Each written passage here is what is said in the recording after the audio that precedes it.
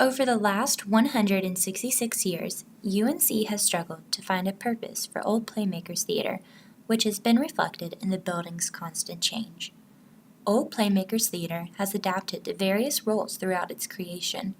A survey on UNC students revealed that only 38% of students know the original use of Old Playmakers Theater. Due to the building frequently changing, students do not know the rich history behind Old Playmakers Theater, making it difficult to realize the significance of the building. Being the oldest building on UNC's campus committed to the arts, the Old Playmakers Theater has been designated a National Historic Landmark. However, before becoming a theater, Old Playmakers Theater was built to host different academic and social events. In 1833, students of UNC requested that a new building be built that could host meetings for trustees and the Alumni Association. Also, the students hoped that this building could host an annual ball. The plan was dismissed by UNC trustees, but in 1851 a new plan was approved. Smith Hall, the original name of Playmakers Theater, would become a new library and also a ballroom for students. While the main reason for creating Smith Hall was for the purposes of having a library and annual ballroom, other uses for the hall arose. Former chemistry professor and president of UNC, Francis Venable, decided to utilize the basement of Smith Hall. Little did he know the impact this change would have on UNC. Francis Venable transformed Smith Hall's basement into a laboratory which gained a water system in 1881. Because of this, Smith Hall became the first UNC building with running water. By 1891, the part of the basement not used by Venable was transformed into a bathhouse with properly working toilets, showers, and tubs that students, faculty, and visitors could use instead of the outhouses and water from wells on campus.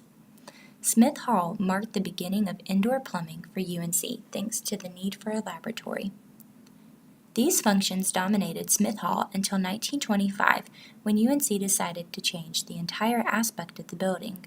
Smith Hall would be transformed into a theater for UNC's new theater group, the Carolina Playmakers, which was founded by Professor Frederick Koch, which then changed the name of Smith Hall to Old Playmakers Theater. Old Playmakers Theater welcomed guests to various shows and quickly marked its new purpose for the campus. As years grew on, however, the famous theater slowly lost its popularity. The amount of shows performing at Old Playmakers Theater gradually began decreasing each year until the theater was shut down in 2006. After 4 years of isolation, Old Playmakers Theater was remodeled and slowly groups began performing in the historic theater again. However, the theater has once again lost its popularity. Old Playmakers Theater currently spends more time being dormant than used. Why is Old Playmakers Theater continually changed throughout its creation? Why was it necessary to change the famous ballroom and library into a laboratory and bathhouse? And why did UNC officials decide that a theater was more efficient for the building over a laboratory and bathhouse? Currently, Old Playmakers Theater sits at the heart of campus, patiently awaiting its next big renovation that will awaken its interior with students, faculty, and visitors. Perhaps Old Playmakers Theater is meant to return to its Smith Hall title and be a ballroom for the university. Or maybe the building should be renovated into a museum that contains the rich history that is enclosed inside its walls. The question of what should become of Old Playmakers Theater remains to this day. However, if more people became aware of the history embedded in this national landmark, then perhaps we could form a better idea of what this building is truly meant to be.